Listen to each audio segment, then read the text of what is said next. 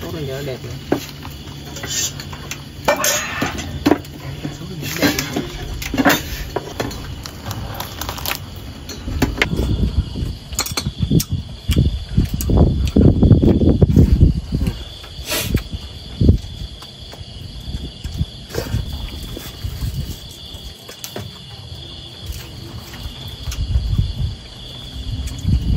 Ăn không? Ăn hết cái thố sôi này thấy cũng no đó.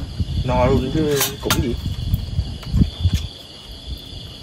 Lý. Nhưng mà cái này đi hợp lý quá ha. Hôm nay em này để chú đang nấu sôi nè. Hai rang hai xuống mà no luôn.